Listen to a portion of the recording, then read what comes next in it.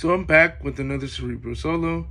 And with this Cerebral Solo, I kind of wanted to talk about something that was brought up in one of the interviews that I did. And the question she asked me was, how do you tend to be so confident? And I spoke about it a little bit, but I thought it would be a good, discussion topic for the Cerebral Solo. And, excuse me. Um, and one thing I kind of mentioned was I don't really think I'm that confident. I just think I have the drive to constantly want to prove people that I'm able and I'm not just what my diagnosis is. Because throughout my entire life, whenever I've walked into a room that wasn't surrounded by friends and family, whether I knew it or not, I was constantly being judged. I was constantly being analyzed. I was constantly being looked at and, questioned. Whether it be unintentionally or intentionally, I honestly think that's what was happening.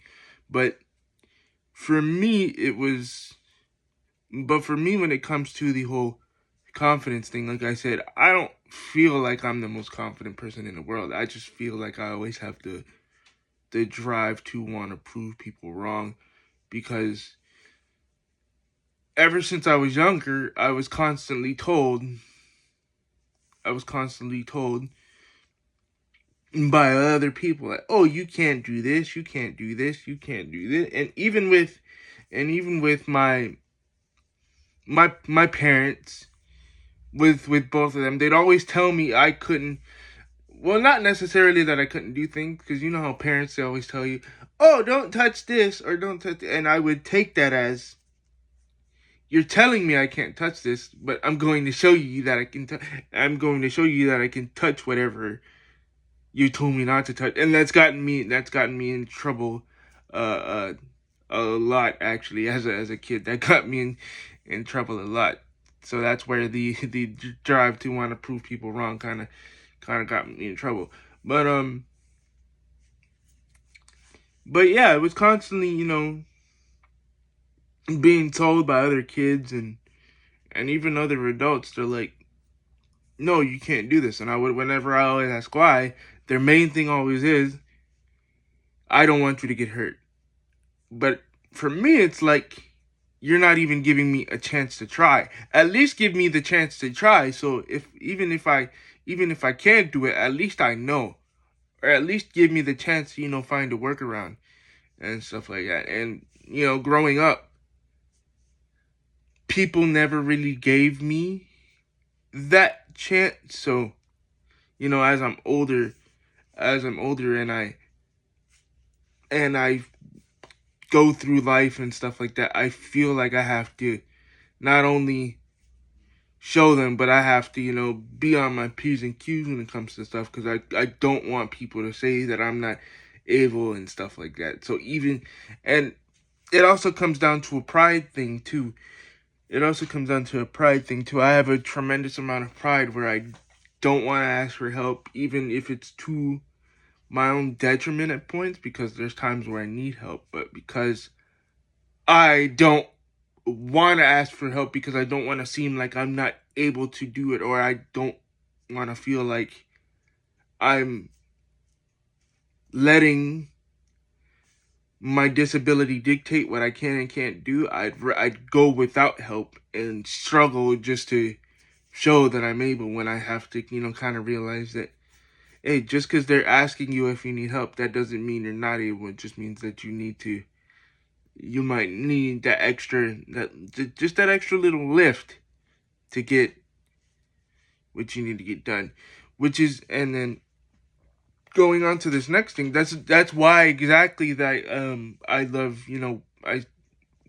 love the gym so much, and playing basketball, because with the gym, I'm able to I'm able to push myself. I'm able to try different things. It's like, okay, this didn't okay, I'm not able to do this workout this way, but how can I modify it for me to do this? And I'm able to get really creative, and do X, Y, and Z, and, you know, push my limits and, you know, kind of show myself that I'm able to do things. And then other people see it, and then they realize, like, oh, just because he has this doesn't mean he can't do it. He just needs, you know, time to figure out a workaround, or he might only be able to do a certain amount of weight with this, and this, which is why working out for me has been so beneficial, because I'm able to test those things. And with basketball, the reason I love it so much is you're is because I'm not judged based on based on my based on my disability. I'm judged whether or not can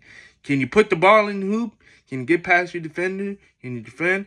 And I might not be able to do all those things the best, but I can definitely put the ball in the hoop at a consistent rate, which is why I feel like I'm respected when it comes to basketball. At least in my head, I feel like I'm respected when it comes to that. But again, like I said, I don't feel like I'm the most confident in the world. I just feel like I have the most drive to want to prove people wrong when it comes to, you know, physical activities. Now, when it comes to other things, I need to learn how to apply that drive that I do for like physical activities like the gym and for basketball. I need to learn how to apply that same energy into other things, and I feel like I've been doing that lately, especially with the podcast and with these Cerebral solos and stuff. So I've learned how to channel that energy and put it into a different avenue, and I'm continuing to try and learn how to put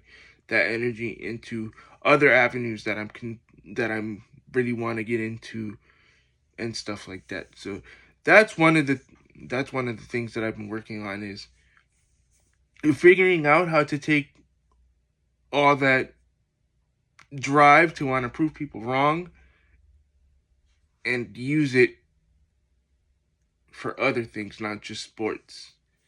And that's something I'm kind of struggling with. And that's where, you know, the lack of confidence comes in. But I know for sure if I just stay consistent and stay the course, that I'm eventually going to get there.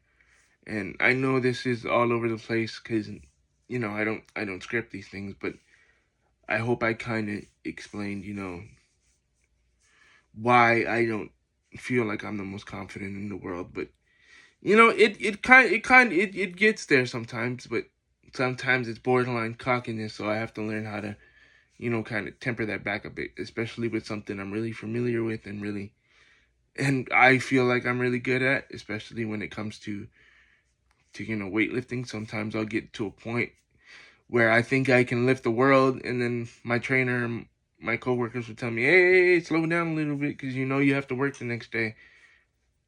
And so, yeah. But hopefully I explained everything well, and, you know, you guys kind of got a gist of, you know, how I work. I know this wasn't the best explained, because, you know, I don't really script these. I just kind of do these off the cuff. But I hope you guys enjoyed, and I'll catch you on the next one.